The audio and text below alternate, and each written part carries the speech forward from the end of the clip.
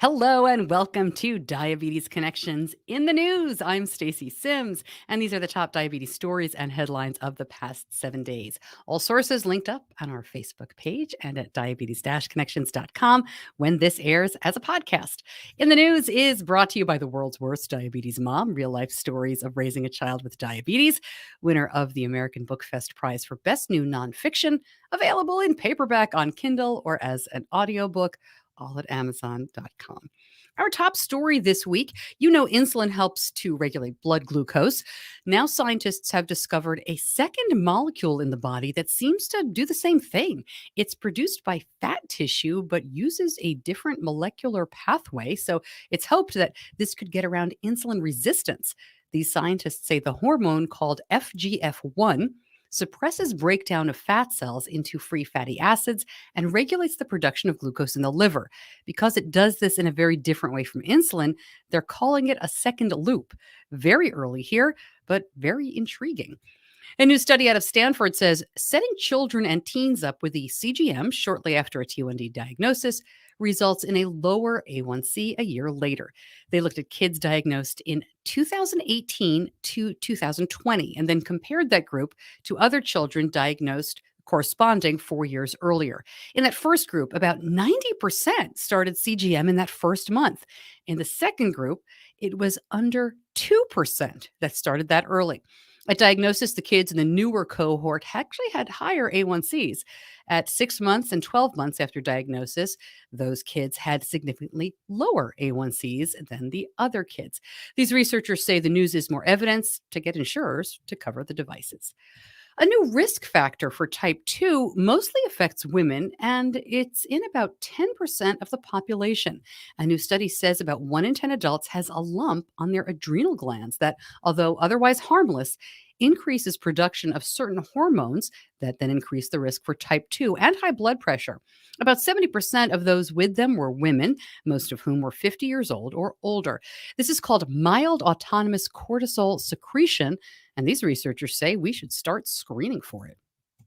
Almost After almost 50 years of honoring people with diabetes with anniversary medals, Lilly Diabetes is phasing out the Journey Awards. These awards were given to patients for 10, 25, 50, and 75 years with diabetes. A Lilly spokesperson confirmed the news to me, saying, quote, "We periodically need to reassess and prioritize programs as the environment and our business shifts. We believe our decision will allow us to focus on programs that we hope bring the most value to people living with diabetes." And they encourage people to check out the Jocelyn Medalist program instead, and I will link that up. Movement on a couple of court cases involving insulin makers. Sanofi lost its appeals court bid to revive patents on Lantus. You'll recall that last year, Viatris got approval for Semglee, its long-acting insulin, which is basically the same thing and is approved for the same indications as Lantus. Sanofi is facing an antitrust lawsuit accusing it of obtaining some 20 patents in an effort to delay competition. Viatris has been knocking out those patents one by one in court. A federal judge has pared down a class action lawsuit accusing the biggest insulin makers of racketeering. Novo Nordisk, Sanofi, and Eli Lilly are accused of scheming together to inflate prices. The U.S. District Judge ruled the claims under the racketeering laws of several states, except for Arizona's, must be dismissed because the laws do not allow claims by plaintiffs who bought the drugs through intermediaries, such as insurance companies, rather than from the drug makers directly. That same judge did allow these RICO claims to proceed earlier this year in a separate class action against the companies bought by direct purchases. New look at CGM accuracy in hospitals, mostly for people with type 2. This study looked at the Dexcom G6, didn't measure how it influenced care, just whether the readings were accurate compared to finger sticks. As you'd imagine, the readings were less accurate, the extreme highs and lows, but the researchers concluded CGM tech is a reliable tool for hospital use. The FDA allowed expanded Dexcom use in hospitals less than 2 years ago, so this is all still very new. And Dexcom has partnered with another new company. This one is called Snack. Snack, SNAQ, is a diabetes app that is designed to track both your diet and your blood glucose and can give you nutritional information just by taking a photo of your food with your smartphone. Good write up and review on that from Diabetes Daily, which I will link up. Apparently, it works pretty well.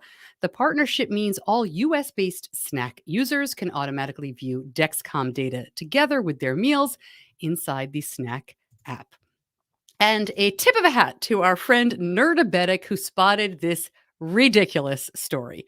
LG Electronics introduced a new in vehicle infotainment concept tailored to autonomous vehicles, like self driving cars, right? So, this is one of the photos that they shared. It's designed to blur the distinction between home and car. This is a car cabin that can turn into a space where passengers work, watch TV, exercise, or experience camping virtually. The name LG Vision Omnipod. It was presented at the Consumer Electronics Show this week. No comment yet from Insulet, the makers of the Omnipod with which most of us are already familiar. Before I let you go, a reminder that the podcast this week is all about diabetes in media, a really deep dive into how representation on screen influences those watching. Listen wherever you get your podcasts, or if you're listening to this on a podcast app, just go back one episode. Next week's episode, timing a little different. We're going to release it either very late Tuesday evening or early Wednesday morning. I am set to talk to the CEO of Dexcom on Tuesday. I want to get that to you as soon as I can rather than hold it. So thank you for your patience on that. As you know, podcast episodes with these long format interviews generally go live about 4 a.m. Eastern time on Tuesday mornings. So this one will be a little bit delayed. And that is in the news for this week. If you like it, please share it. As always, thank you so much for joining me. I'll see you back here soon.